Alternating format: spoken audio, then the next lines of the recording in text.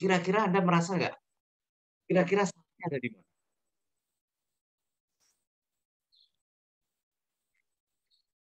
Kalau dari saya Pak mungkin deskripsi saya belum terlalu mendeskripsikan secara jelas. Oke, oke.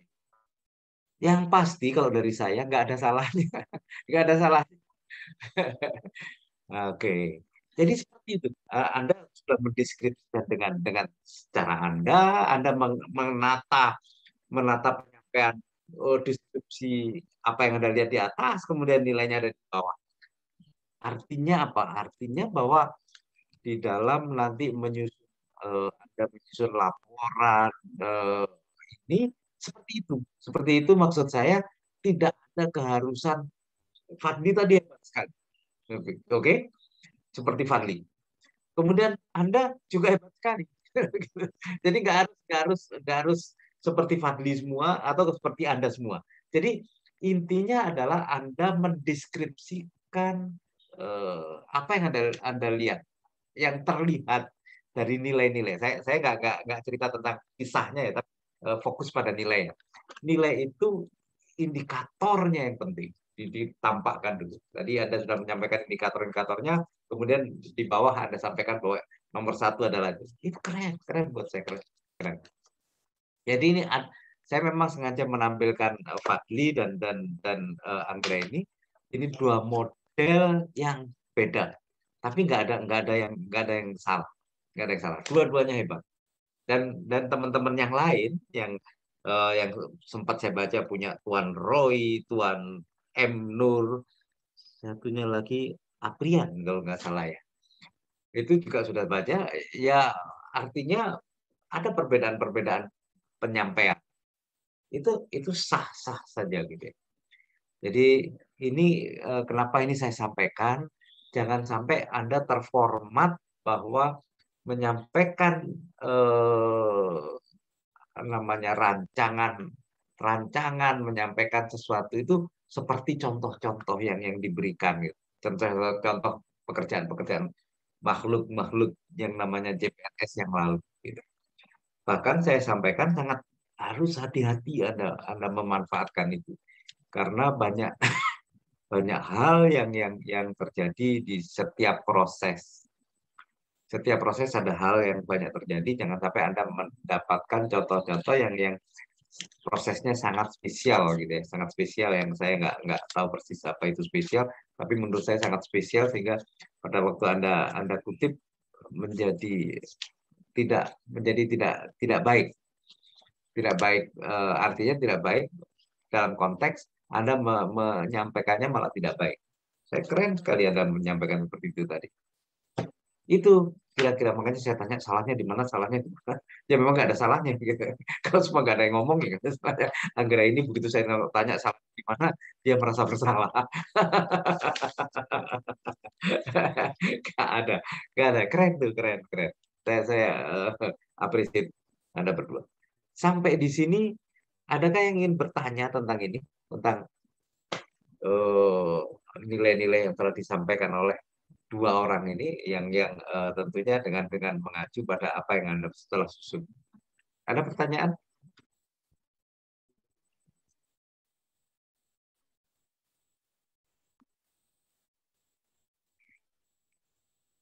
Nggak ada. Di depan saya ini hitam semua nih, nggak ada gambarnya semua ini. Nggak ada gambarnya semua ini berarti saya masih bisa didengar atau enggak ya? Hitam semua ini, hitam hitam nggak ada sama sekali. Halo, ada yang bisa ngasih report ke saya? Saya masih didengar? Masih Pak, masih kedengaran Masih Pak. Pak, masih. Oh masih. Masih Pak. Wajah saya kelihatan nggak di tempat Anda? Wajah saya kelihatan nggak di tempat Kelihatan Anda? Pak. Kelihatan Pak. Kelihatan Pak. Kelihatan dengan Berarti jelas. yang bermasalah di Palu.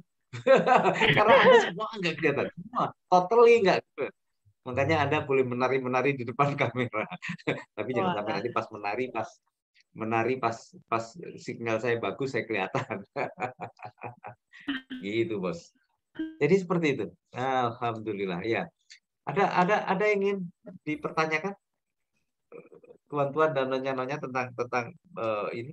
Karena ini nanti ini adalah saya mempraktekkan bagaimana nanti Anda menerapkan nilai-nilai itu di dalam penyusunan rancangan aktualisasi sampai bagaimana nanti mempraktekkan nilai-nilai dasar PNS itu atau aneka. Tidak ada. Saya Pak, bertanya Pak. Nur Fitri Sakina. Oke, silakan. Ya, kan maksudnya Pak, kalau untuk seorang ASN yang baru,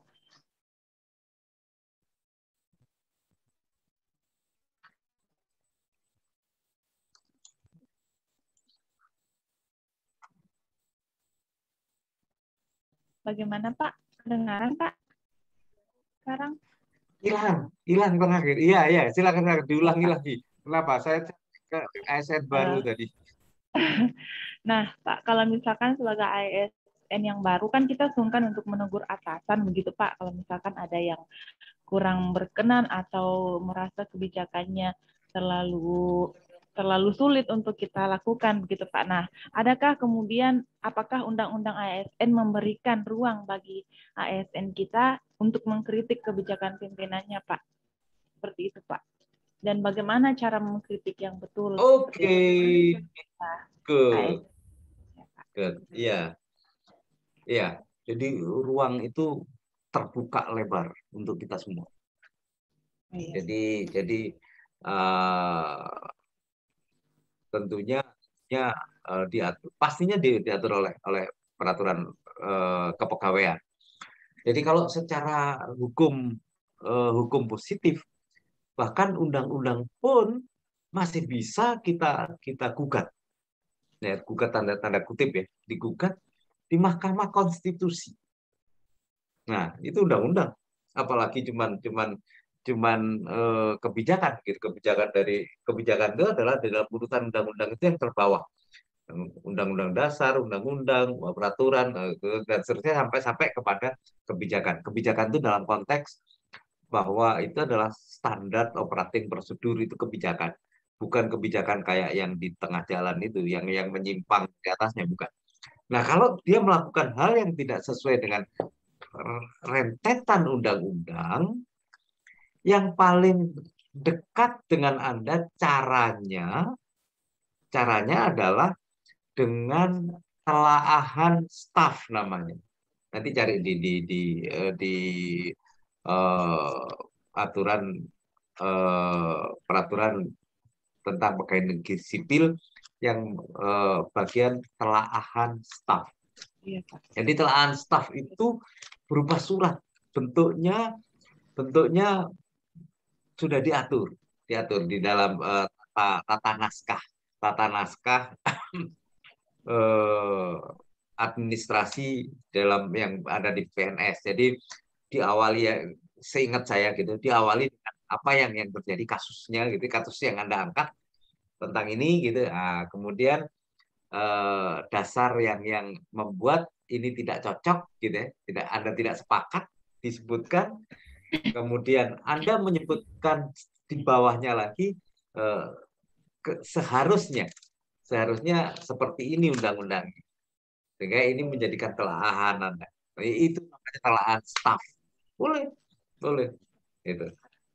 Nah, jadi dan ini biasa-biasa. Saya pernah melakukan ya, yang paling terakhir saya lakukan terhadap sebuah keputusan gubernur.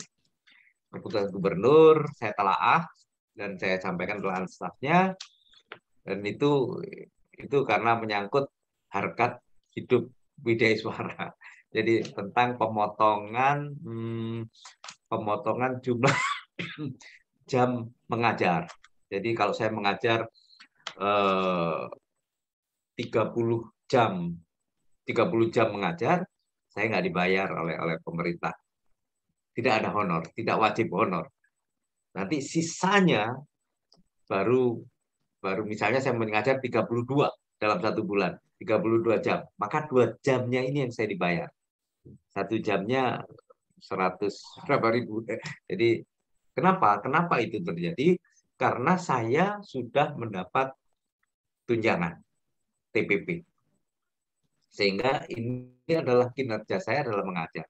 Yang jadi masalah adalah besaran pemotongannya.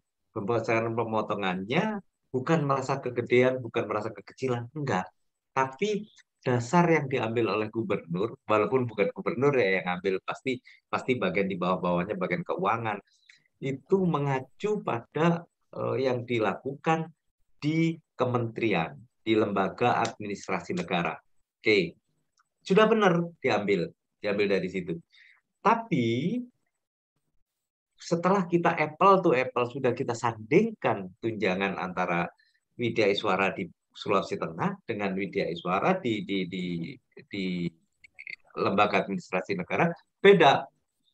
Dia eh, besaran tunjangannya 2 kali lipat dari saya. Saya di bawah. Tapi pemotongannya kenapa sama dengan di sana? Itu saja persoalannya. Itu persoalannya.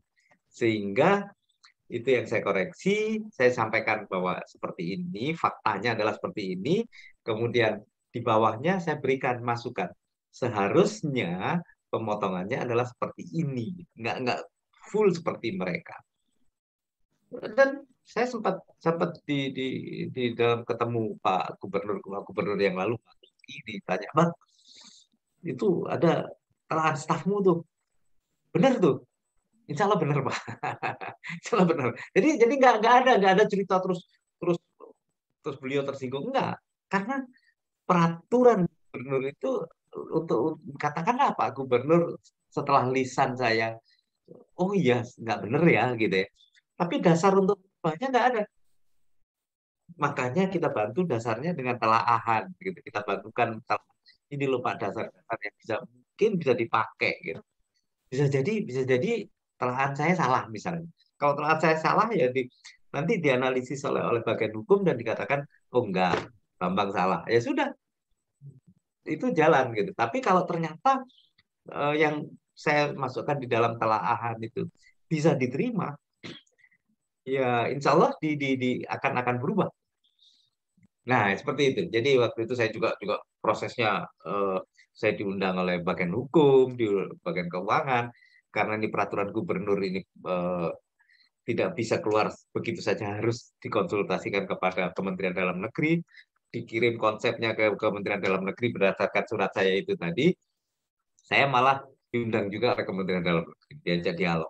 Walaupun diundang tidak secara fisik ke sana, lewat telepon, mereka memastikan dasar-dasar. Dan saya udah jelaskan, dan berubah. Sekarang nggak 30 lagi. Sekarang cuma 14 kewajiban saya. Nah, jadi belajar dari sini itu memang seperti itu. Cuman ya memang harus tetap harus hati-hati. Kadang-kadang ada pimpinan-pimpinan yang sangat sensitif. Tidak ada salahnya Anda menyampaikannya 2 tahap, secara lisan dan secara tertulis.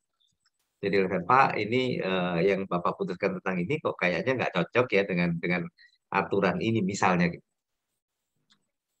Terus benernya gimana? Boleh saya buatkan Pak. Saya tertulisnya Pak.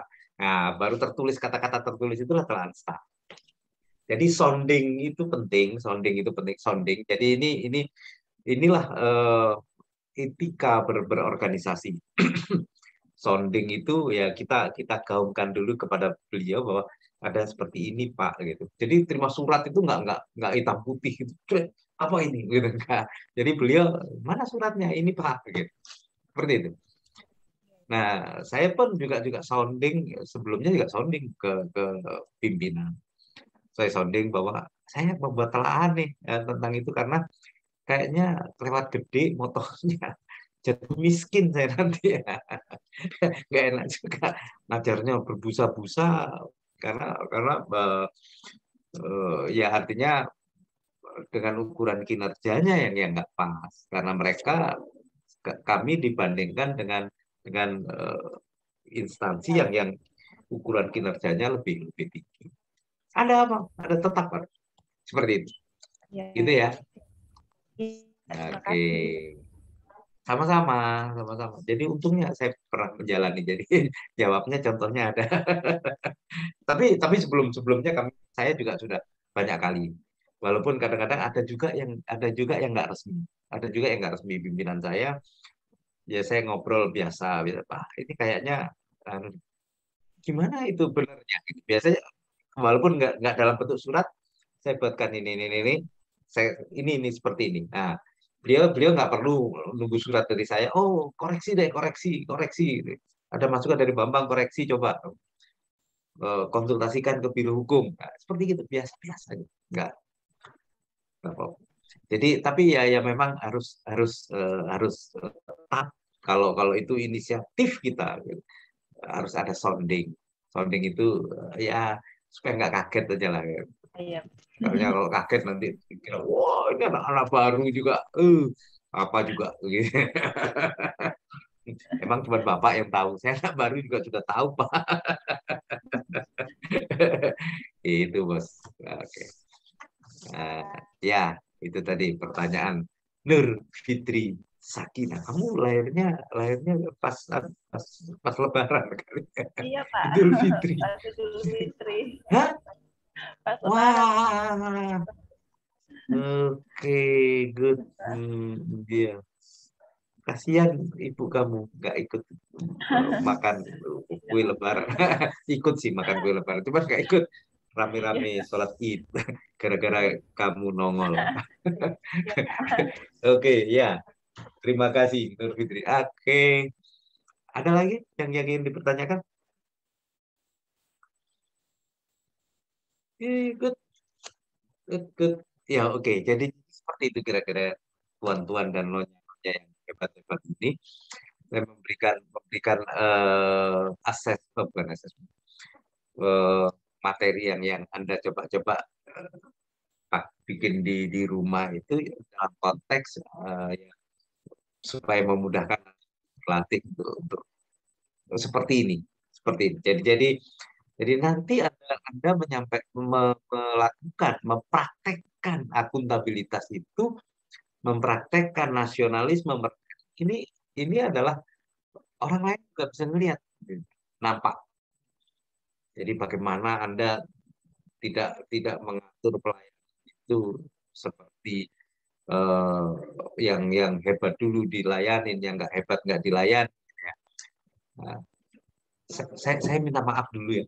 Ini saya dengar ada hujan agak gede ini. Maaf ya, maaf. Izin. Iya, iya, Pak.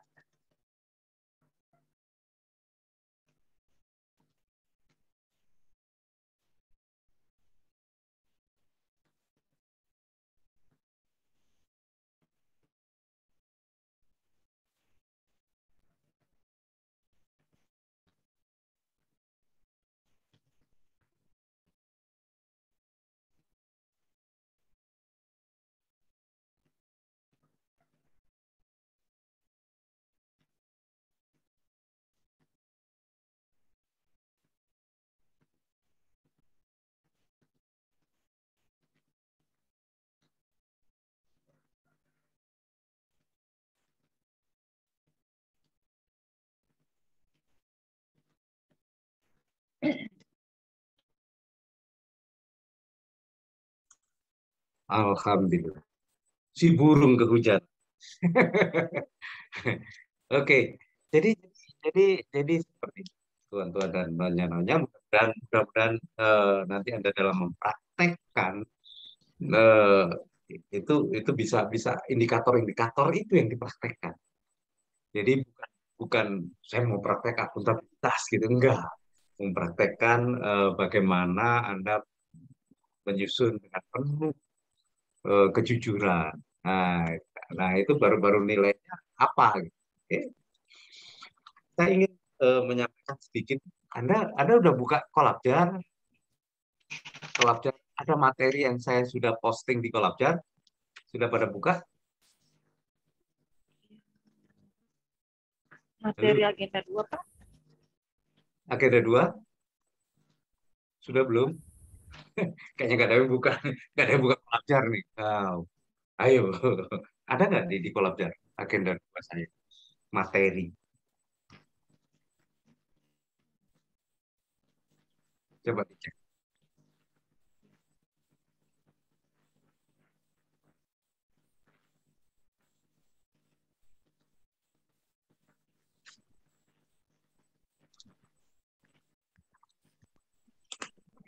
Adakah adakah dia materi?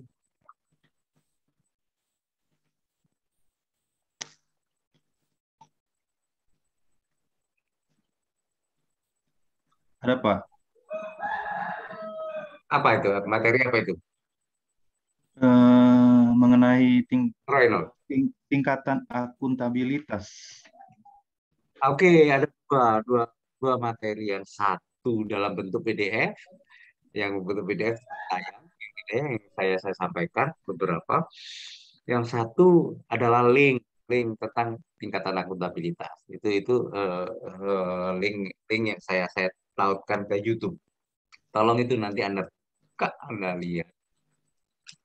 Jadi itu tentang bagaimana kita kita kita ada di posisi mana akuntabilitas. Karena itu dalam bentuk YouTube, jangan lupa like, subscribe, komen kayak YouTuber kita.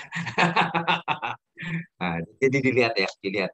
Tapi nggak ada salahnya saya coba coba saya sampaikan di sini tentang tentang apa sih sebetulnya tingkatan akuntabilitas yang saya maksudkan. Oh, belum saya buka. Saya buka dulu.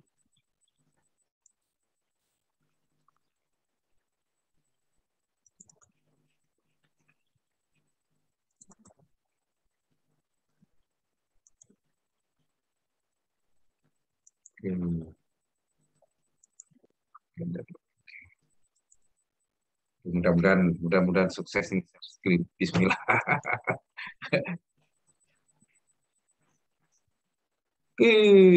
Ternyata bisa. Wah.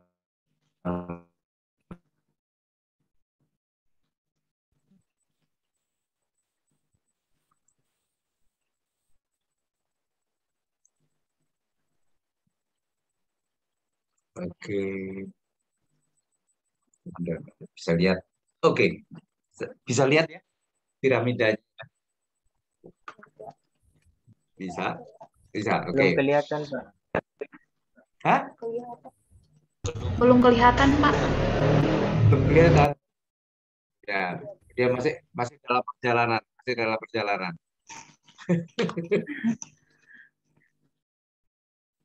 Belum. Belum, Pak. Oke. Nah, saya cek dulu. Ini emang sinyalnya agak agak oke. Tolong kalau sudah kelihatan kasih report ya. Sudah, Pak, Kelihatan sudah. belum? Nah, Kelihatan, Pak. Oke. Eh, harus diotak-atik gitu.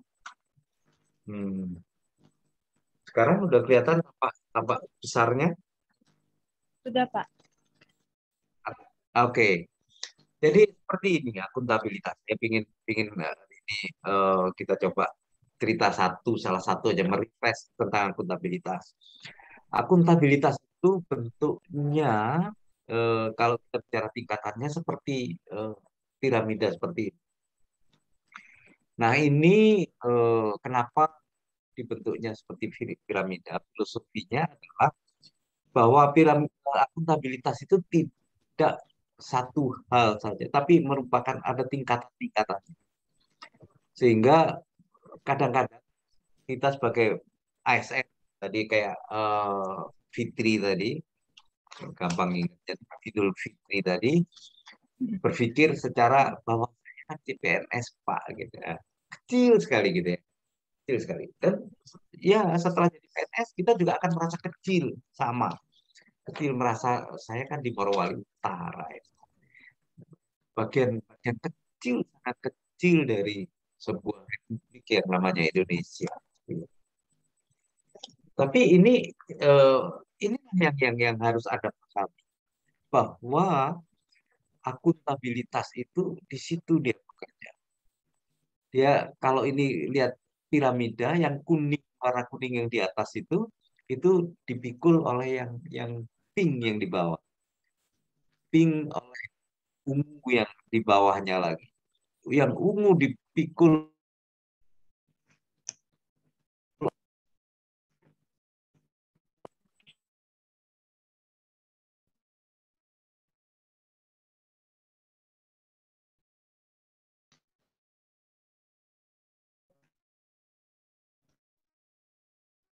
terlempar lagi kita.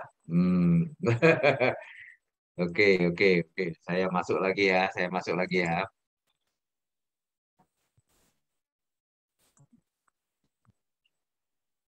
Hmm.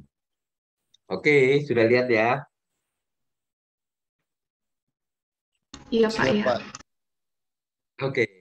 Jadi yang biru ini dipikul oleh yang hijau di bawahnya. Artinya apa? Bahwa yang hijau ini memikul seluruhan dari piramida. Nah, berbicara yang hijau, akuntabilitas personal di situ. Siapa akuntabilitas personal? Ya kita-kita ini. Ada si Bambang, ada si Roy, ada si Don, ada si Fitri, ada si segala macam ada di situ. Itu rumahnya semuanya ada di bawah sih. Semua ada di bawah.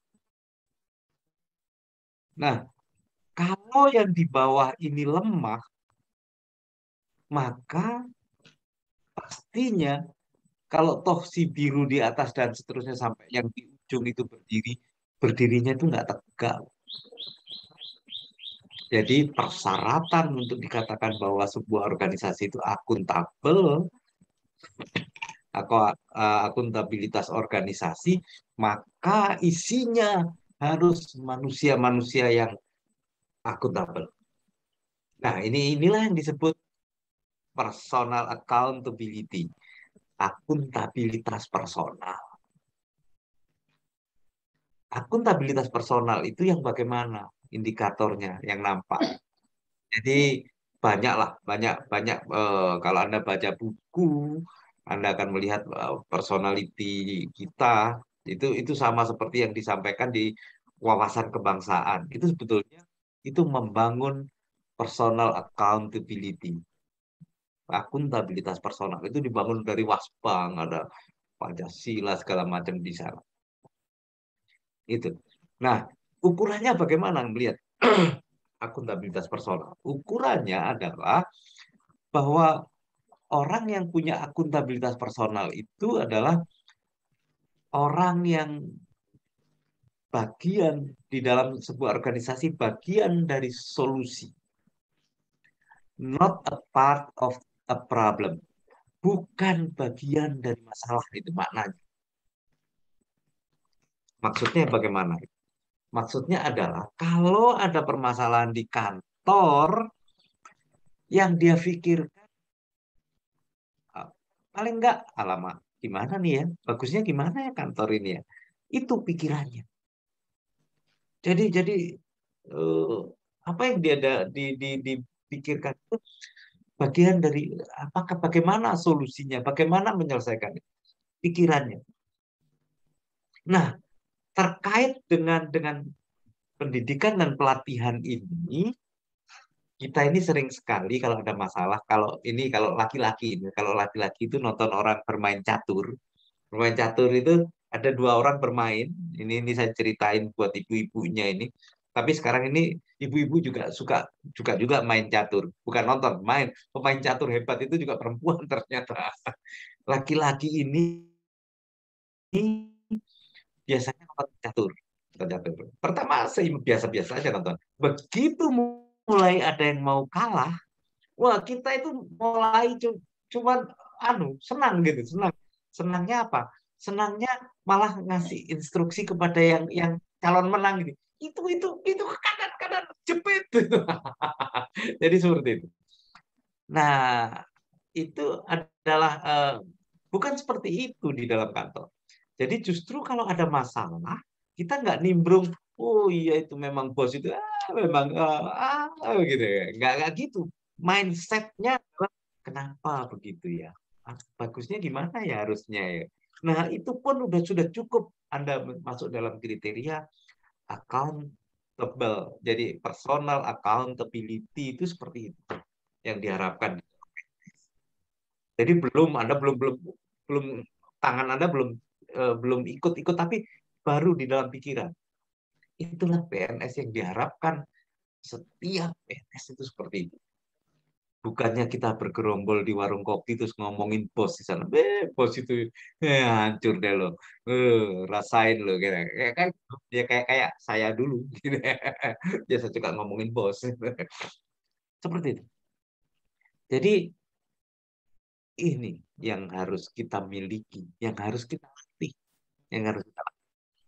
Jadi itu bukan berarti tiba-tiba orang itu punya personal yang seperti itu. Tapi bisa juga by design.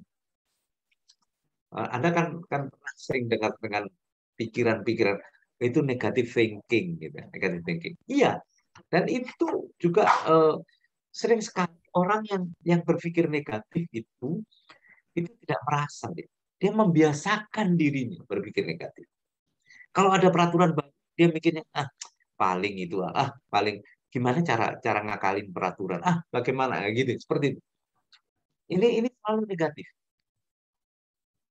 Harusnya sebagai individu yang punya personality yang hebat, begitu ada peraturan baru, kita pelajari gimana sih isinya ya. Bagaimana cara kita menjalankan undang-undang, cara kita menjalankan peraturan bupati misalnya. Bagaimana caranya? Nah, itulah yang dikatakan bahwa yang di bawah ini, orang-orang terbawah seperti Anda dan saya ini, personalitinya harus seperti itu. Merupakan bagian dari solusi. Oke. Nah, setelah kita oke di situ memiliki personal akuntabilitas tadi, kita akan mudah melangkah ke yang lebih tinggi. Kita akan mudah menuju ke akuntabilitas individu. Jadi ini nggak usah diperdebatkan apa itu personal individu kayaknya sama-sama gitu ya. Tapi enggak, ini di teori yang dikatakan personal itu belum muncul di permukaan. Hanya kita yang tahu. Tapi begitu individu dikatakan individu, orang sudah mulai melihat. Walaupun sebetulnya personality orang itu bisa nampak dari gerakannya, dari cara dia senyumnya, itu personalitinya udah kelihatan. Jadi tapi actionnya belum. Nah, pada waktu akuntabilitas individu ini sudah gerakannya dan nampak membuat lebih baik. Salah satu contoh yang sederhana, misalnya di kantor kita kadang-kadang orang suka buang tutup rokok, terus di lantai. Anda kan, saya pastinya Anda bukan bagian kebersihan, tapi Anda karena individu Anda punya accountability individu, Anda nggak ada yang perintah, nggak ada apa, tangan Anda refleks aja ambil tutup rokok, dimasukkan di tempat sampah. Sudah seperti itu. Itu pun serendah-rendahnya iman. Sudah nampak bahwa Anda adalah membuat kantor ini menjadi lebih baik. Tidak ada sampah yang tergeletak di situ. Itu sudah cukup. Artinya cukup dalam konteks sampah putung rokok tadi. Nggak perlu Anda nyapu misalnya. Walaupun Anda tangan seperti itu, satu sampah pun itu sudah melatih diri Anda untuk menempatkan diri Anda ada sebagai individu yang akuntabel. Individual accountability sudah muncul di sana. Demikian juga kalau ada masalah, teman-teman di kantor punya masalah, Anda sudah mulai duduk dengan sehat dengan dia, dengan mereka, dan sudah memikirkan gimana ya bagusnya ya. Sudah muncul dari mulut. Apa enggak seperti ini sebaiknya? Apa enggak sama seperti tadi yang ditanyakan Fitri? Bagaimana kita mengkritik ya, atau mengkoreksi sebuah kebijakan? Itu sudah akuntabilitas individu yang kuat, paling kuat, yang tertinggi. Jadi ada seperti itu. Sudah sampai ke formal, tahapan formal. Oke. Nah, setelah itu kan orangnya juga itu juga, masih yang itu juga. Maka tingkatan selanjutnya personality oke, kemudian individu oke. Kalau personality oke, individu nggak oke, Anda tidak ada jaminan untuk bisa menjadi sebuah anggota kelompok yang hebat. Kalau ada miss di situ, atau apalagi di bawahnya personal enggak banget, begitu Anda naik-naik ke atas, di dalam teori ini, teori itu bukan sekedar karang-karang, tapi kalau teori ilmiah kan hasil pendidikan dan sebagainya, itu tidak akan Anda menjadi orang yang hebat di dalam kelompok. Karena personalitinya enggak. Jadi individu oke, kemudian akuntabilitas kelompok. Nah, akuntabilitas kelompok itu adalah mindset-nya adalah mindset kerjasama. Ini di dalam PNS itu seperti ini, kerjasama. Nggak ada yang lebih hebat dari yang lain. Memang iya, kalau kita di apple to apple, jadi si Bambang dibandingkan siapalah gitu ya, siapa mungkin si itu lebih hebat dari si Bambang, oke. Tapi pada saat kita duduk di organisasi, mindset kita bukan sudah hebat-hebatan, bukan sudah mulai pinter-pinteran. Kalau ada orang ngomong, pikirannya itu cuma di mana salah dia, di mana salah dia. Saya akan, senang sekali kalau ada orang ngomong terus dia tanya dan orang yang ditanya nggak bisa jawab. Nggak bisa jawab. Bukan itu. Kita bukan sedang bertanding kayak matador, manusia lawan banteng gitu. Enggak. Kita sedang membangun organisasi. Ini sering sekali kalau kita jumpai di kantor-kantor orangnya, itu begitu saya tanya ini dia nggak bisa jawab juga, ketawa senang sekali di warung kopi kita, wah seakan-akan hebat. Padahal enggak, padahal kita sedang meruntuhkan kantor kita, organisasi kita. Kita harus mindsetnya kerjasama. Kalau ada yang tidak benar dari orang di sekitar kita, dari pimpinan seperti yang tadi disampaikan oleh Fitri tadi. Nah, mindsetnya adalah mindset kerjasama. Kita selesaikan sama-sama. Jadi tidak bisa diselesaikan oleh si A saja, tapi ini adalah tim. Makanya di kantor itu dipisah-pisah itu bukan berarti untuk bertanding si sekretariat lebih hebat dari si ini di bidang hukum ini lebih, karena saya ini paling dekat dengan bupati kan, yang merencanakan hukumnya bupati itu saya. Enggak, bukan itu. Iya, memang Anda hebat gitu ya, Anda hebat, tapi sampai di titik akhirnya adalah titik membawa Morowali Utara itu menjadi sebuah kabupaten yang sesuai dengan visi misinya bupati, visi misinya pemerintah daerah. Itu yang penting. Jadi kalau kita punya kehebatan, ya kita hebat itu untuk bagaimana kita menjadikan kehebatan saya ini untuk melakukan kerjasama dengan teman-teman yang lain, menjadikan teman-teman yang lain juga jadi hebat karena saya, bisa jadi gitu. Tapi bukan karena saya hebat, biar aja dia. Kan saya yang hebat saya. Nggak laku tuh. Nggak laku. Ya mungkin Anda bisa meniti jalan. Tapi tujuan berorganisasi bukan seperti itu. Anda menjadi orang-orang yang ada di dalam organisasi. Oke. Jadi mindset-nya adalah kerjasama. Menyelesaikan secara tim segala macam. Oke. Kemudian dari atasnya, nah ini bisa jadi menjadi akibat. Bisa menjadi akibat. Akibat dari hebatnya mulai dari bawah sampai kelompok tadi, menjadi organisasi yang accountable. Organisasi yang hebat. Maknanya apa? Maknanya bahwa tidak ada organisasi hebat yang isinya orang-orang nggak hebat. Nggak ada. Percaya itu. Tapi di buku itu dikatakan, di beberapa penelitian dikatakan ada, bahwa ada organisasi hebat yang isinya orang-orang nggak hebat. Orang-orang nggak hebat itu bukan orang bodoh. Nggak selalu. Orang-orang yang di kriterianya orang nggak akuntabel itu bukan orang bodoh. orang yang nggak mau kerjasama, orang yang personalitinya nggak banget. Dia selalu mengkritik kantornya tanpa solusi, ngomongin kantornya dengan mengatakan, saya ini hebat, saya tahu kelemahan kantor-kantor saya. Itu bukan orang bodoh, bukan. Orang yang tidak akuntabel bisa jadi orang pintar. Jadi seperti itu.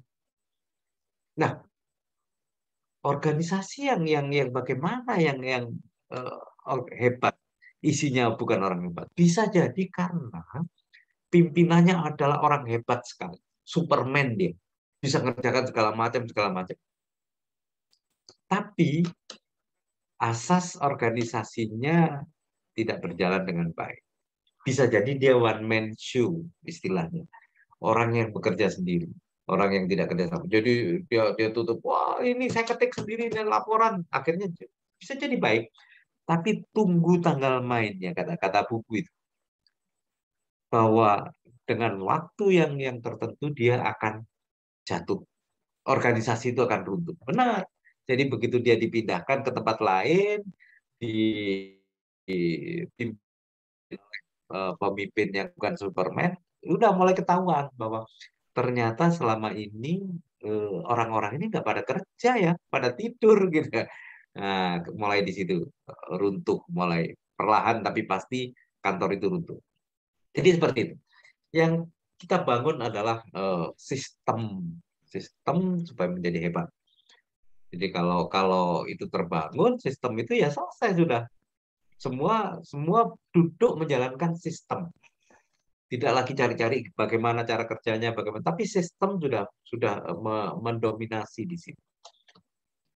Jadi sehingga laporan ini ukurannya adalah visualisasinya adalah laporan kepada stakeholder. Laporan kepada stakeholder itu kalau ada di kabupaten ada namanya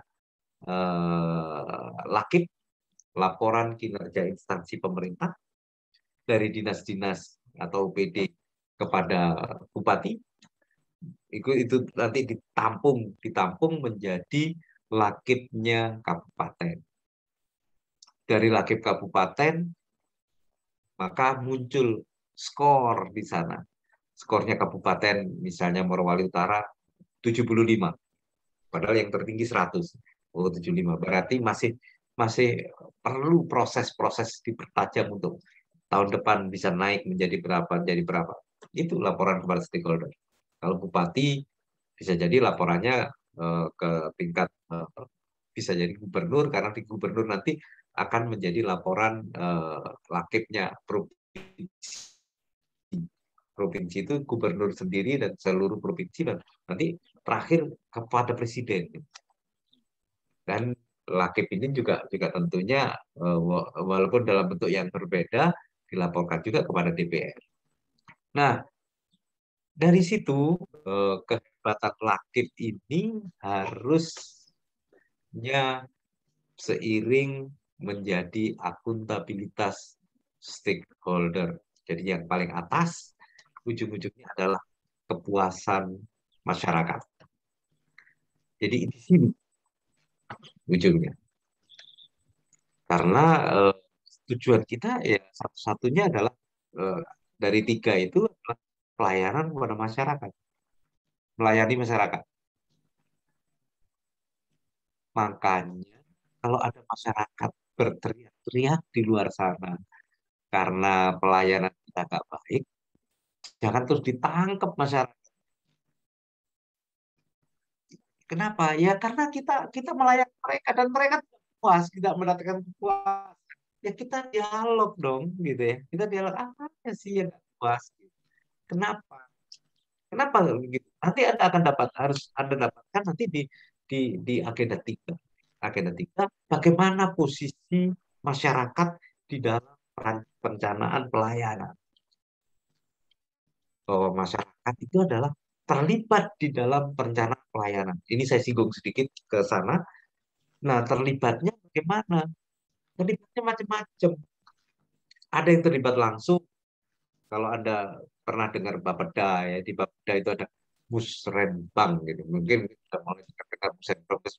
musyawarah perencanaan pembangunan itu berangkat dari Musrenbang Des, musyawarah perencanaan pembangunan desa, desa kecamatan, kecamatan akhirnya ke kabupaten, kabupaten itu nanti juga di bawah sampai ke atas ada Musrenbang provinsi dan terakhir adalah Musrenbang nasional.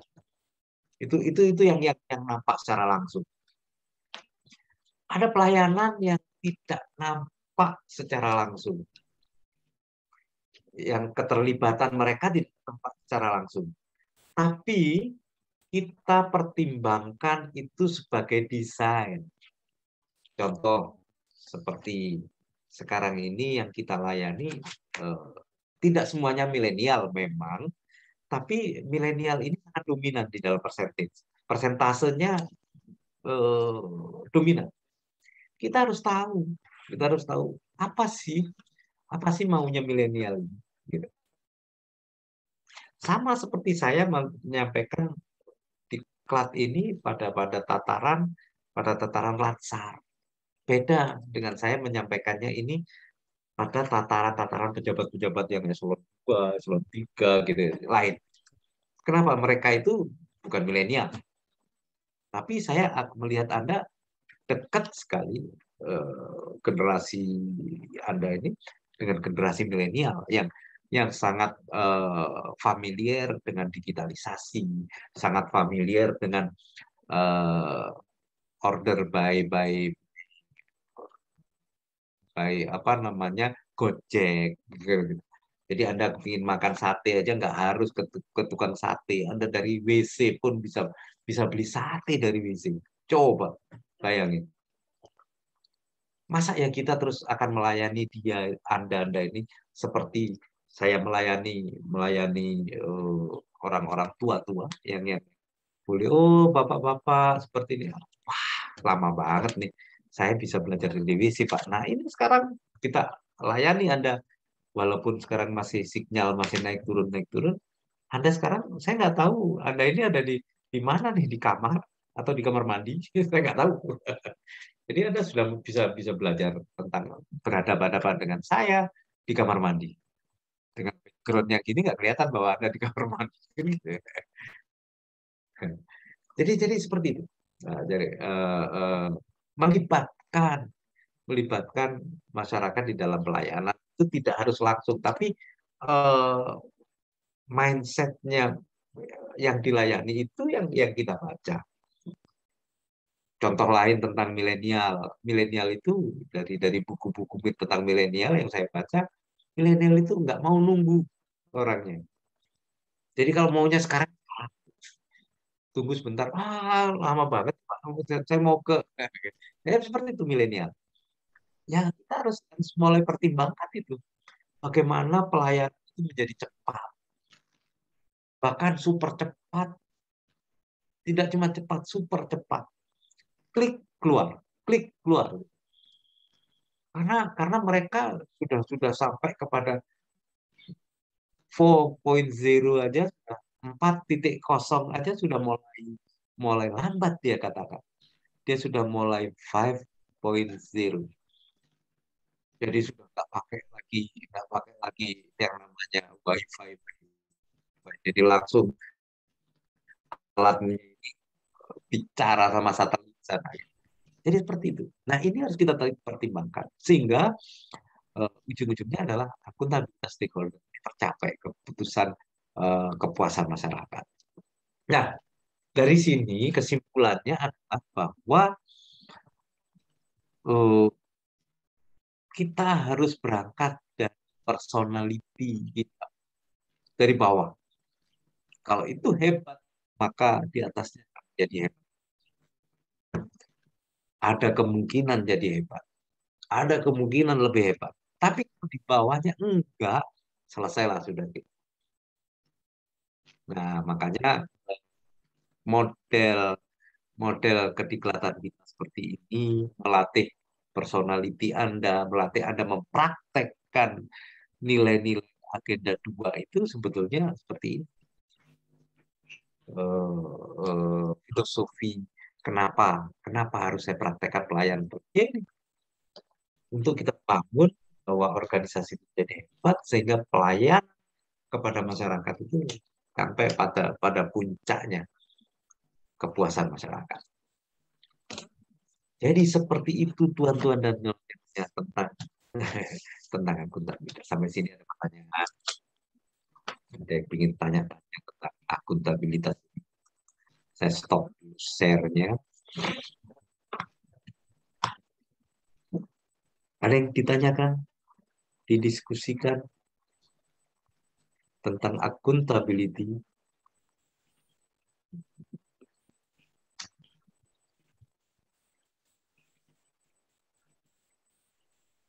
Ada? Ada? Nggak ada? Halo? Saya nggak lihat semua ini. Hitam semua ini soalnya. Oke, Fadli pakai Y. Yang kedua, don't. Don't let me down. Oke, Fadli pakai Y. Silakan, Fadli. Oke, Assalamualaikum warahmatullahi wabarakatuh. Terima kasih atas kesempatannya, Pak. Selamat. Kalau saya Ya. berpikiran seperti ini, Pak. Kalau saya menganggap akuntabilitas sebenarnya itu betul dari bawah, tapi ada kaitannya juga itu dari atas ke bawah. Jadi kita kan sebagai manusia biasa cenderung mengikuti kegiatan-kegiatan atau kebiasaan-kebiasaan orang di sekitar kita. Jadi kalau misalnya kita sebagai seorang individu pergi ke tempat kerja, kalau kita dapati lingkungan kerjanya kita orang-orang yang akuntabel, secara tidak langsung juga mempengaruhi watak kita menjadi seorang yang akuntabel. Jadi kalau saya beranggapan akuntabel sebenarnya itu bisa dari bawah ke atas, bisa juga dari atas ke bawah. Jadi masing-masing mencontoh sesuatu yang di atasnya.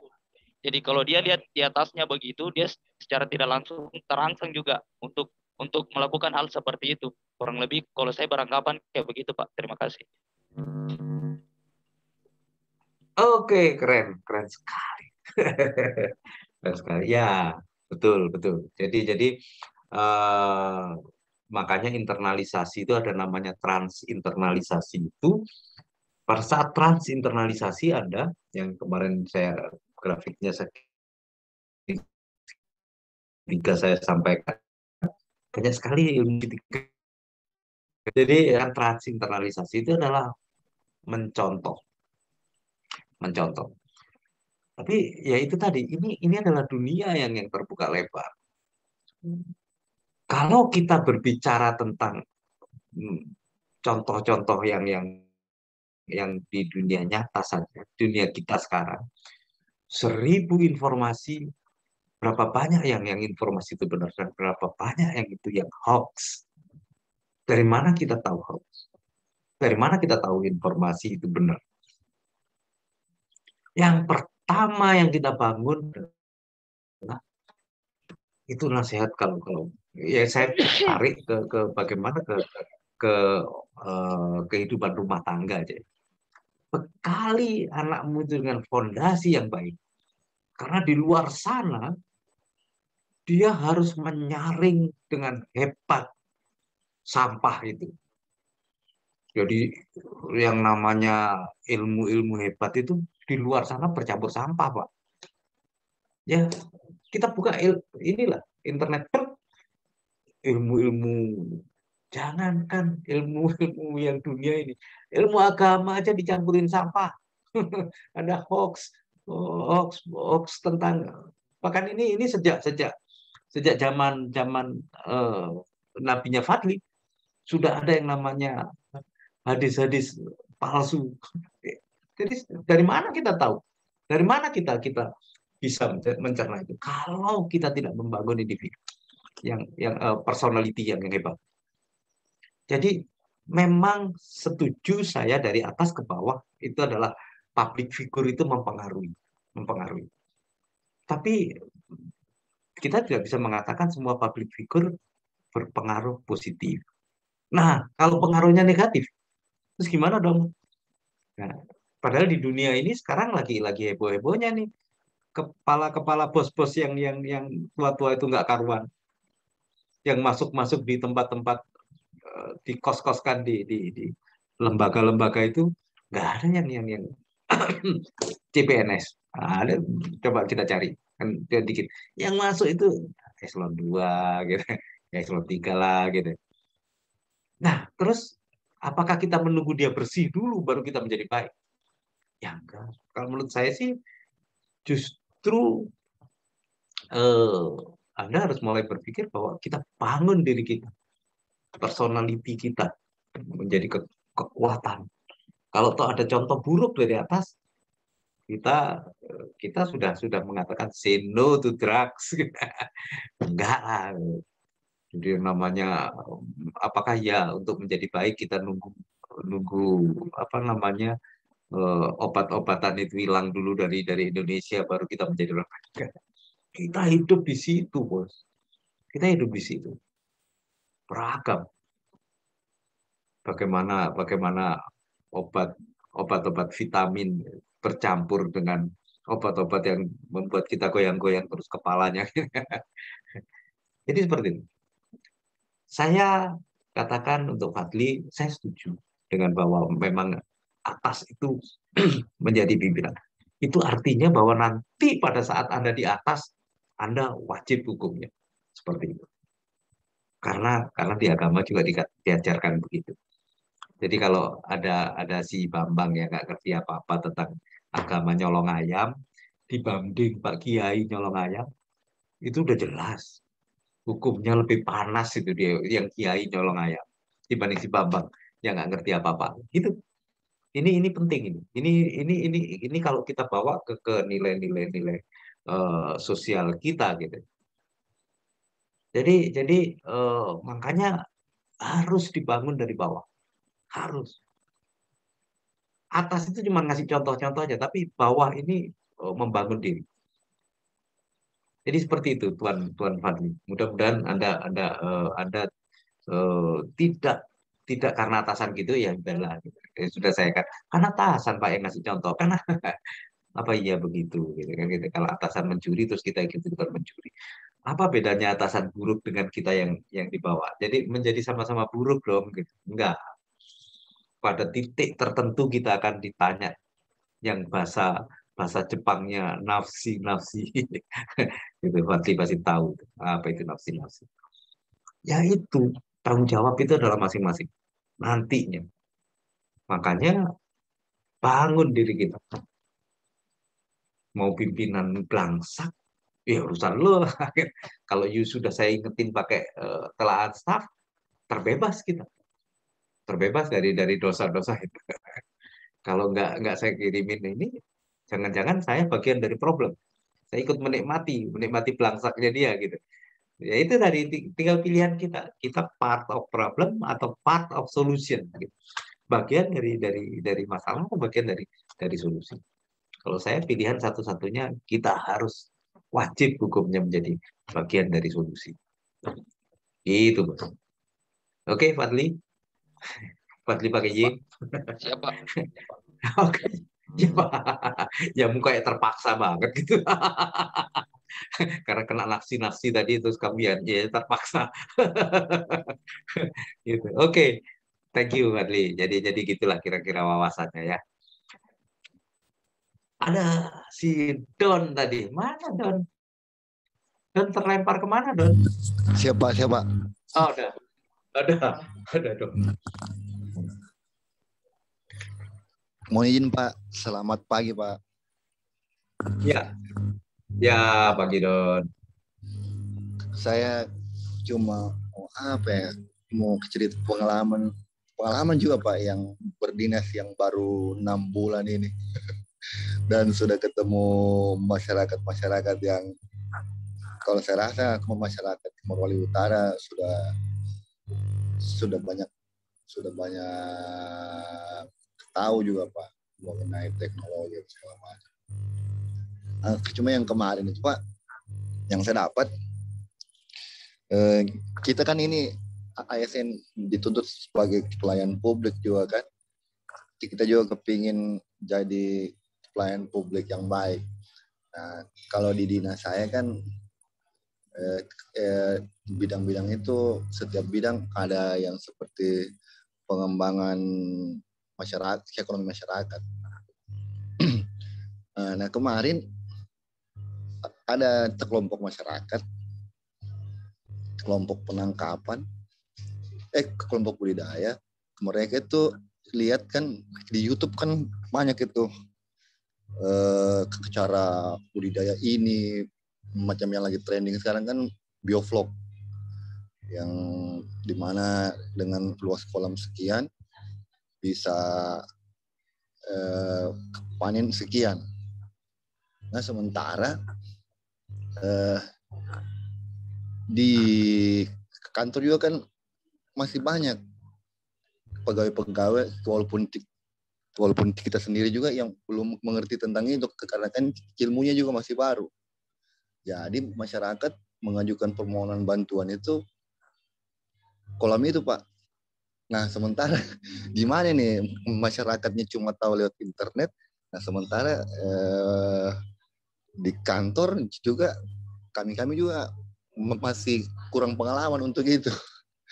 Serba salah juga sebenarnya, Pak. Jadi bagaimana itu, Pak, mungkin cara menyampaikannya ke masyarakat, takutnya mereka pikir kita tidak mau bantu, dan juga bagaimana intinya seperti begitu, Pak. Bagaimana cara penyampaiannya ke masyarakat? Apakah dibilang tunggu nanti dibahas dulu, sudah jadi jawaban yang terbaik dari kita?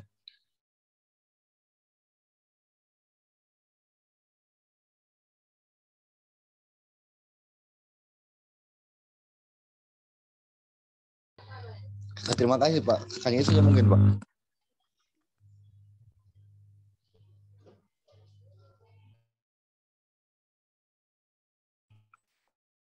Oke, Don.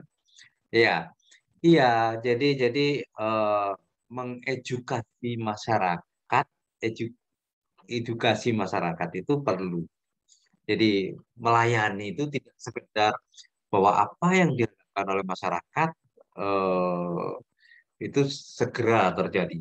Sama seperti kalau Anda dokter itu datang pasti diajak omong-omong dulu. Kemudian dokter pun memberikan dosis, tentunya dosisnya seperti rendah dulu. Nanti kalau memang ada reaksi bagaimana baru dievaluasi lagi. Ini saya mengambil contoh seperti ini. Ini bisa jadi ini juga menjadi persoalan buat masyarakat awam. Dia lebih suka tanpa ke dukun, karena dukun itu dia datang dia sembuh gitu. Bam, gitu. Tapi apakah itu proses yang sebenarnya kita juga nggak tahu, harus ada bukti-bukti ilmiah gitu ya tentang itu. Nah ini penting edukasi masyarakat, edukasi Don. Jadi bisa jadi kita belum siap teknologi itu. Masyarakat tahu duluan dari kita.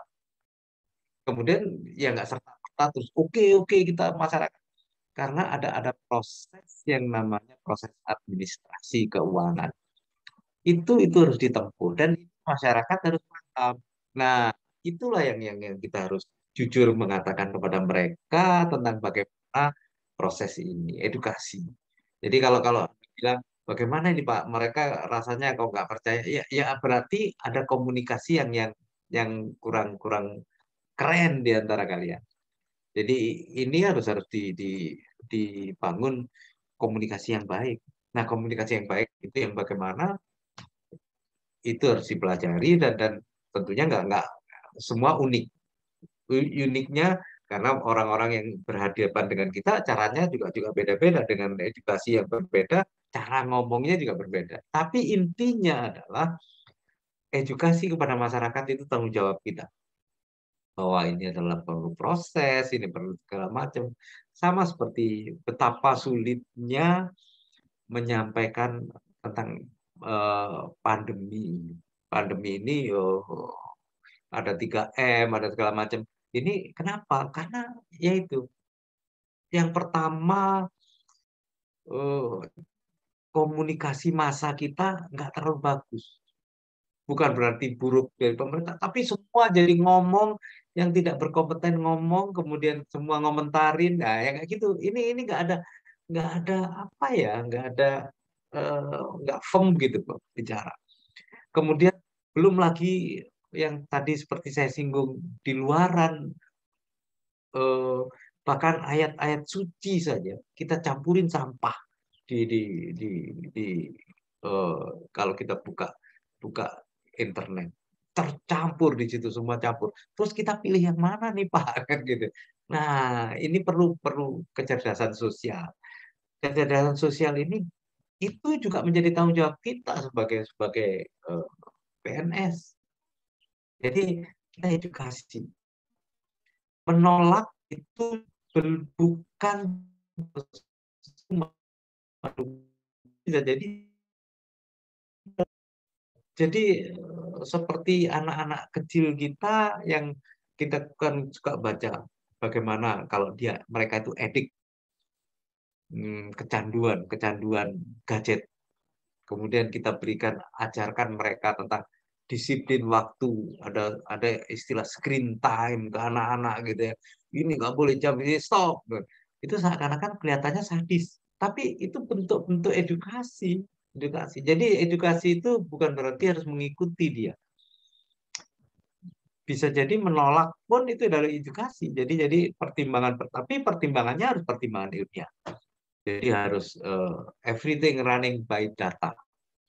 Jadi kalau Anda pernah membaca-baca tentang TQM, Total Quality Management, manajemen kualitas yang total itu adalah kita berbicara itu by data. Jadi misalnya ada sesuatu permintaan dan data itu oke, Anda minta itu oke, kita coba adu data gitu. Nah, ini keren sekali nih. Jadi begitu ada keputusan memang, tapi memang nggak juga segampang-gampang itu, tapi paling tidak bahwa apa yang kita sampaikan itu by data, bukan kita karang-karang gitu, by data. Ini jauh lebih lebih nyaman diterima dibanding kalau kita mungkin pidato normatif gitu kayak gitu, sudah harus kita tinggalkan. Pencitraan yang nggak by data. Saudara-saudara nanti akan segera apa sih ini yang diomong Bapak ini. Jadi seperti itu. Jadi itulah Don. Jadi melayani itu di dalamnya ada juga unsur edukasi. Tidak hanya apa yang dia minta terus kita kabulkan. Emang kita lampu Aladin digosok ini keluar semua. Enggak. Jadi tapi intinya adalah to serve, melayani, tetap melayani. Menolak pun konteks pelayanan. Bapak jangan makan ini, jangan minta ini karena ini nggak cocok untuk Bapak. Kalau Bapak makan ini mati Bapak. Nah, itu menolak. Tapi melayani kita. Coba bayangin, orang udah sakit gula minta gula manis.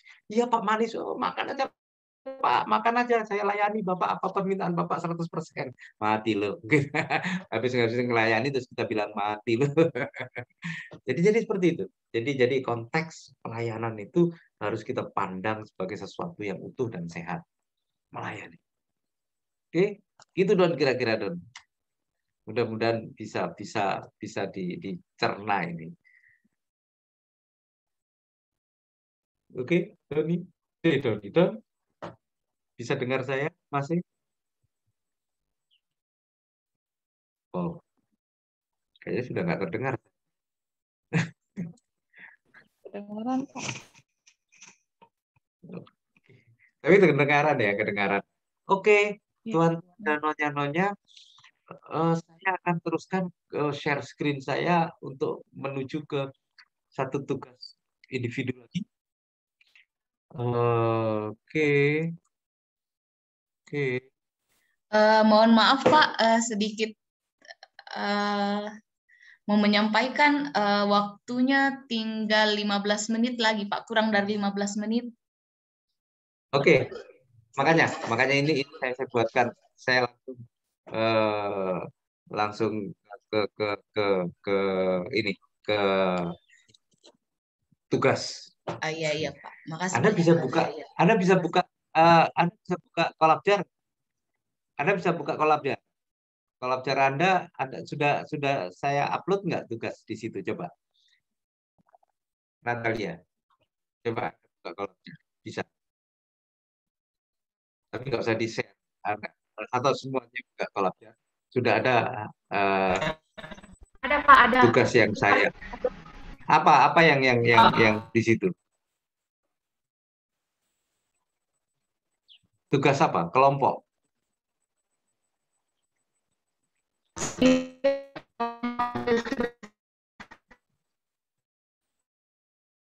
Apa nggak denger nih.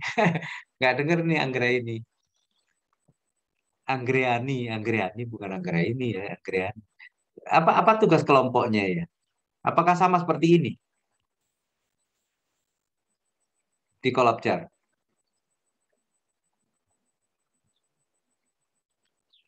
Yang mana yang ada di sana ya?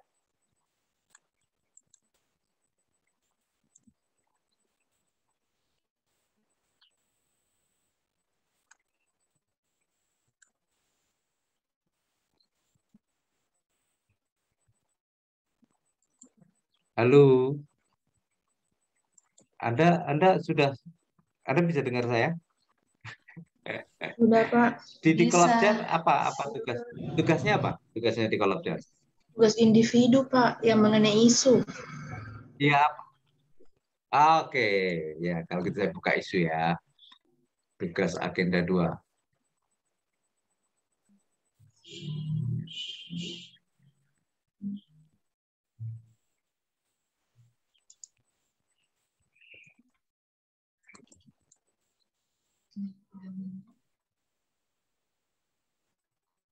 Oke. Oke.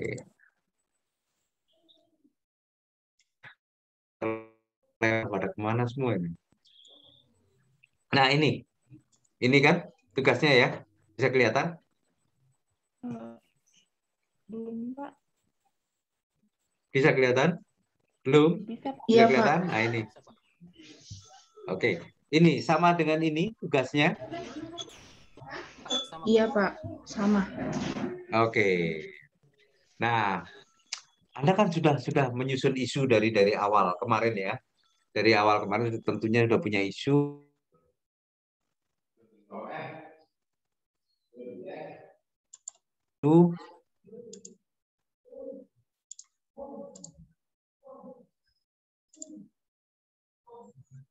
Apapun isunya,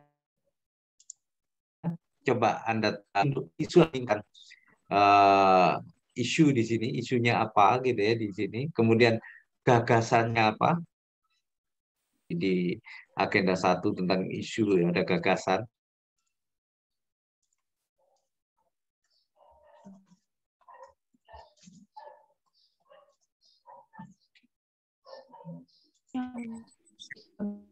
Oke.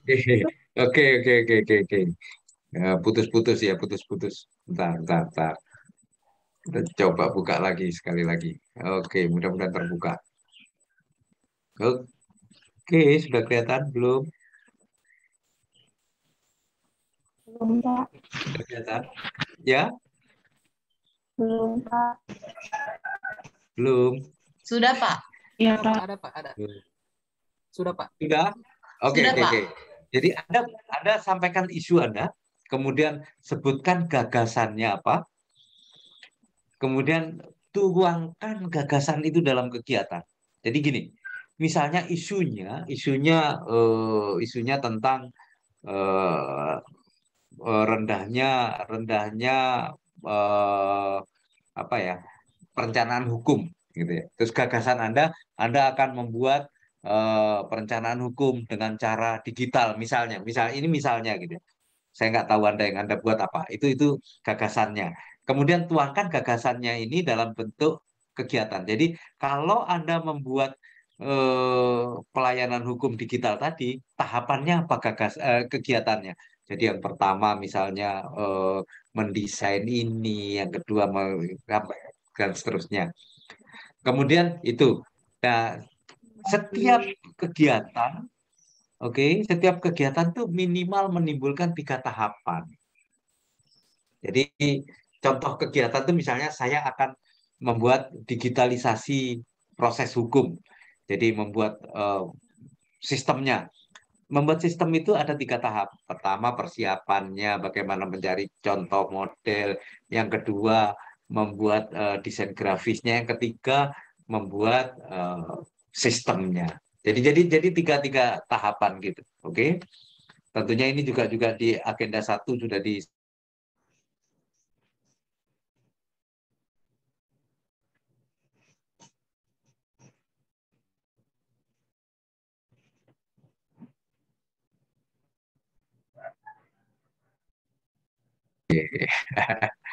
iya, iya, iya, iya.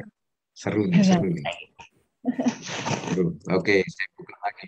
Pokoknya kuat-kuatan sama internet. Saya kuat-kuatan sama internet. Oke, udah kelihatan lagi tuan-tuan dan nyonya-nyonya. Iya, Pak. Sudahkah kelihatan? Sudah? Kelihatan, Sudah, Pak. Pak. Oke. Jadi minimal tahapannya 3. Jadi contohnya misalnya saya minum. Oke, minum itu tahapannya kalau harus 3, misalnya ambil gelas dulu, mengisi gelas, dan terakhir minum. Oke. Jadi minum itu ada 3 tahap. Begitu maksudnya. Kemudian setiap tahapan, em, maaf, ini salah ketik ini. Harus mendapatkan output, maksudnya bukan input. Setiap tahapan harus mendapatkan output, bukan input, output. Jadi misalnya saya mau minum, saya mengambil gelas, oke, outputnya apa ya, ada gelas, kan gitu. Mengambil gelas, outputnya ada gelas, oke. Kemudian saya isi air, outputnya apa? Ya ada air, karena sudah saya isi, saya tuang air di situ. Kemudian saya minum, outputnya apa? Hilang, oke, sudah hilang rasa haus. Seperti itu. Kemudian setiap tahapan harus ada nilai-nilai PNS, aneka yang dipraktekkan. Jadi mengambil gelas itu Anda mempraktekkan apa nih yang cocok. Misalnya, kalau di rumah saya ngambil gelasnya nggak bunyi-bunyi, nggak nabrak kanan kiri, komplain, komplain, komplain, komplain. Saya sedang mempraktekkan nilai etika, misalnya etika di rumah saya gitu. Kemudian yang kedua juga saya mengambil air nggak berlebihan, cukup secukupnya. Saya juga sedang mempraktekkan etika saya, etika rumah tangga saya. Kemudian saya minum, karena ini tiga-tiganya etika, bisa jadi etika semua tiga-tiga. Saya minum, saya tidak sambil bicara.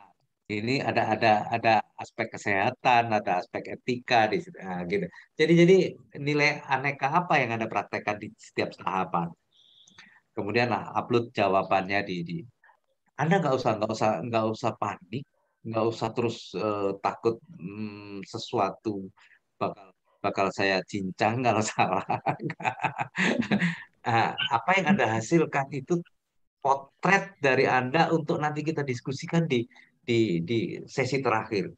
Karena saya punya kewajiban Anda supaya tahu di mana nempelnya nilai-nilai aneka ini pada tahapan. Bagaimana menempelkan. Jadi seperti itu. Oke? Anda bisa bisa dapat paham di sini, sampai di sini. Izin tanya, Pak, boleh? Ya, ya. Ya. Silakan. Isunya bebas, Pak. Maksudnya tidak harus yang di kantor, tidak harus yang di rumah, tidak harus yang di mana. Bebas kan, Pak? Apa saja. Oke. Kalau kalau menurut saya bebas sih, bebas. Tapi alangkah lebih bagus kalau isu itu adalah isu yang sudah ada Anda susun sejak awal. Sejak awal itu kan Anda sudah ada agenda 1 kemarin, sudah mulai berlatih membuat isu. Sudah Aktualisasi, belum? Pak. Rencana aktualisasi yang dibuat di agenda sama isu-isu kontemporer, Pak. Iya. Ada.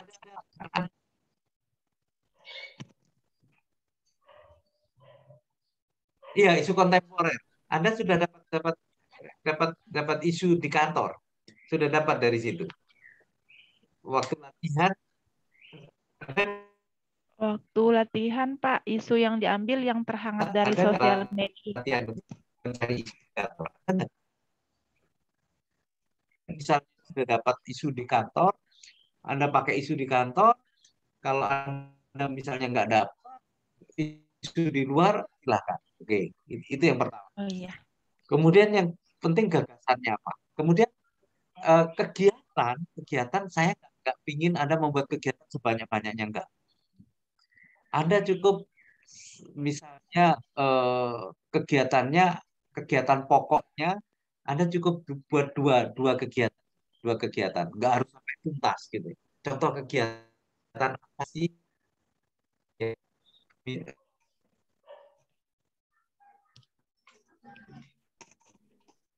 Ya, yang Anda tampilkan di sini.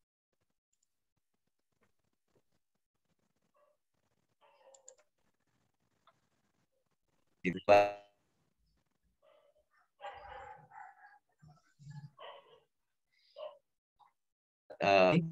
Anda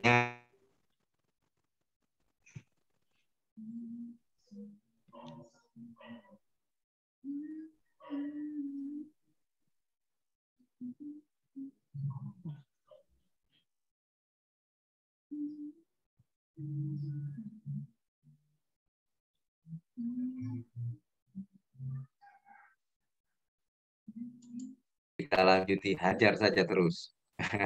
Kita lanjutin. Jadi misalnya Anda ada isu, kemudian ada gagasan, kemudian kegiatannya itu bisa menimbulkan 7 tahap. Misalnya membangun rumah, membuat rumah, itu mulai fondasi, membuat temboknya, membuat atapnya. Jadi ada 4-5 kegiatan misalnya. Cukup nanti Anda contohkan aja 2 kegiatan di tugas. Cukup 2 aja. Ambil terserah. Mau ambil fondasinya atau mau ambil temboknya. Saya pinginnya kita nanti diskusi supaya mengarah pada bagaimana Anda menetapkan kegiatan, bagaimana tahapan, dan bagaimana isu. Bagaimana Anda mempraktekkan nilai-nilai PNS. Oke, sampai di sini.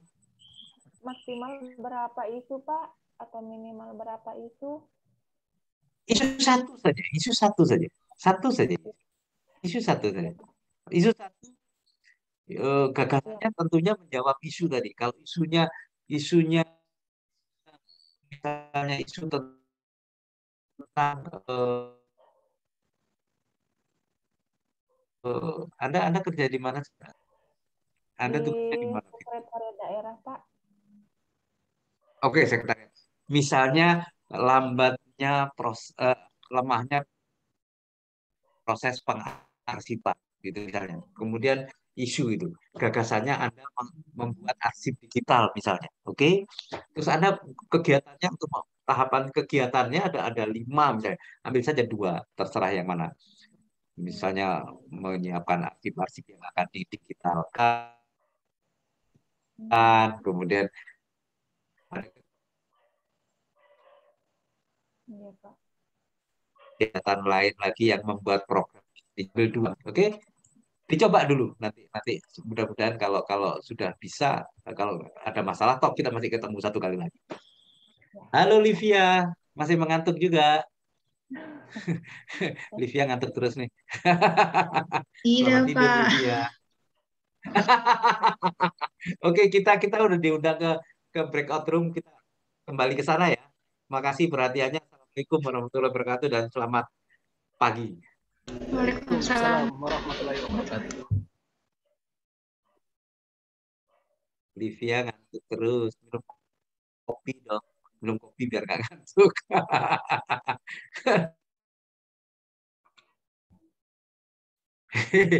Pak Muhtar. Pak Muhtar. Mana Pak Muhtar? Pak Muis. Siap. Oh lala. Pak Muis berapa? Pak Muis, oh lala. Berapa kali Bapak putus tadi? Selama menyampaikan materi berapa kali putus Bapak kira-kira? Alhamdulillah tidak ada putusnya, Pak. Sekali. Sekali ada. Ya. Bapak dari mana? Dari kantor? Kantor, Pak. Astaga. Oke, good. Berarti udah normal ya internet itu ya. Baik. Saya soalnya saya masih pakai Orbit nih, masih pakai Orbit.